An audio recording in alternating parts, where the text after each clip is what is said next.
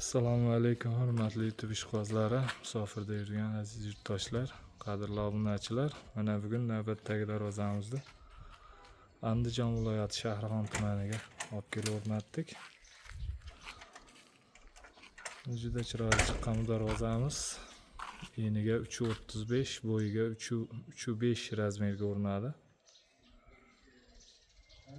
1 kvadrat metr 900 ming so'mdan, o'sha summasi 9 million so'mga olib kelib o'rnatildi bu darvozamiz. Materiallar bilan tanishtirib o'tsak, darvozamizni stoykalari 10/5 shviller bo'ldi. Ikki yoni tagi shviller, tepasi profil bo'ldi. 10/5 profil bo'ldi.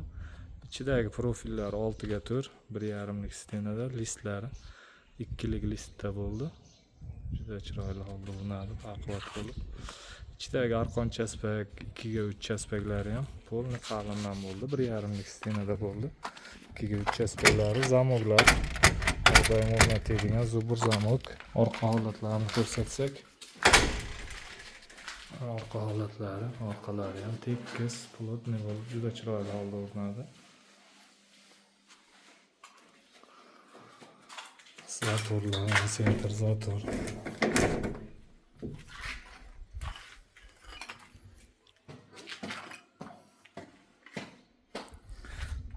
Xohlagan joylarga turadi, mana to'shni o'yinda qilib juda chiroyli holda o'rnatildi bu darvozamiz.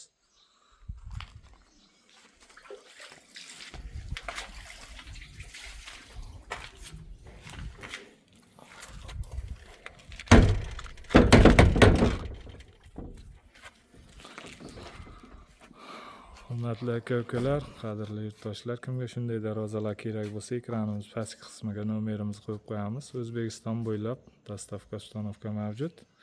Bemalol murojaat qilishlaring mumkin. Xohlasa kanalimizni doim kuzatib boringlar. Keyingi videolarimizda ham kraska sepish, o'rnatish jarayonlarini qo'yib borishga harakat qilamiz. Doim sog' bo'linglar, salomat bo'ling.